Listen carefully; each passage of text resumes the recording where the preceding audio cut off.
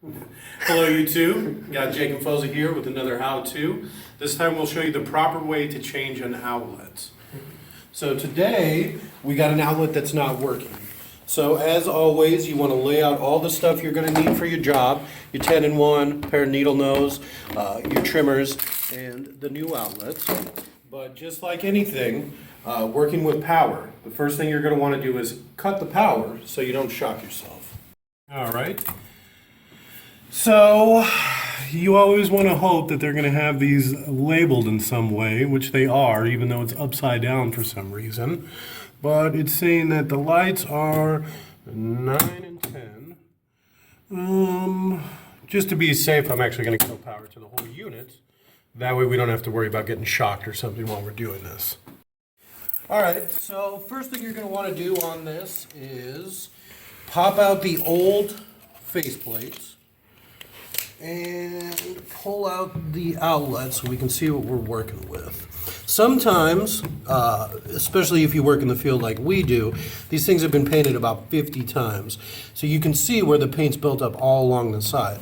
Sometimes what you'll have to do to get this off cleanly, just come in with your knife, or just a razor blade of some sort, and just cut along the edges. That way you can pull it off without pulling the paint away and just making big gouges and messes on the wall. Just saves you the trouble of having to paint it once you're done.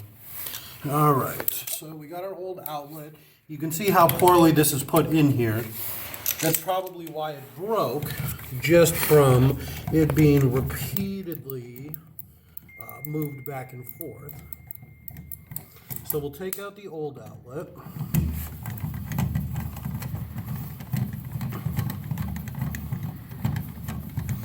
All right, that should do. Pull it out gently because you don't want to pop any of these wire nuts out. So we got a ground. Looks like everything's in here pretty solid. You can see whoever did this before us, they just used the holes in the back to put in the wire. You never want to do this. It doesn't make as strong of a connection, and over the years, that's what makes it go loose. So that's actually probably why this outlet stopped working. With it being put in so loosely, and then having it done like this, obviously you saw how easy that one came out.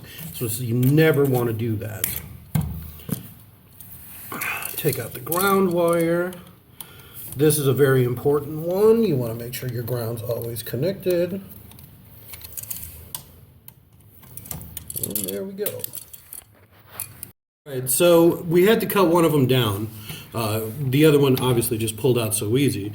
With this one, we're going to have to strip it back probably about 1 inch. That's usually about how far you go. Now, most residential wiring is 14 gauge. So you just pop it in. Maybe we'll need a little bit more than that just to be safe. All right, so you can see we got them both. Now, when you're putting on a new outlet, obviously you have your power and your neutral. So you want to make sure you put them on to the right side. Now, the power, which is the black one, goes on the brass side, and in the neutral, the white one goes on the silver side. The way I remember is black goes on the little side, white goes on the big side. You want to make sure you put these on the top. If you look on the back, it usually will say like line and load. Line is where the power comes in. Load is either going to be your next receptacle or switch or whatever else you're going to run out of it. So when you're putting these on, I always say you want to put them around the screws on the side. You want to make sure you have them bent the right way so that the bend goes the same way you're going to be turning the screw. So as you screw it in, it actually gets tighter as opposed to bending out and getting loose. Hook it over on the positive side.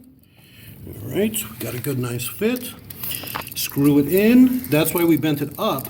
So as you screw it, the screw actually pulls the piece around. It'll give you a nice tight fit. The other side, since you're going to be screwing the other way, you want to bend it down. So when you screw in on this side, it does the same thing, catches and twists around the screw. This is going to give you a far better connection. It's going to be a lot stronger. Now you don't want to over tighten because you can actually mess up the screw and it'll just pop right out. So you want to make sure it's in there nice and tight, but not too tight. Same thing with the ground. since we had to pull it out, it comes out a little funky. So we'll just straighten it real quick. Put another bend in it.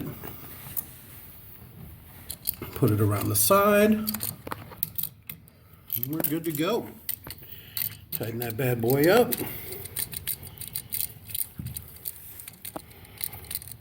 Make sure the wire nut's on tight. This one is just wires coming out through the conduit inside, so we don't have to really worry too much about it. Put a nice bend in the wires.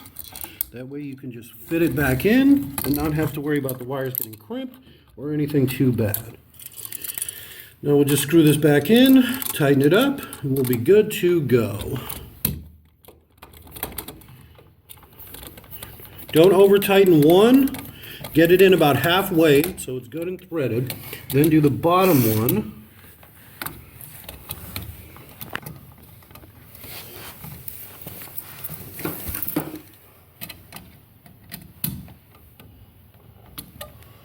Just like when you took it out, you'll see the holes in the box where everything is supposed to go. All right.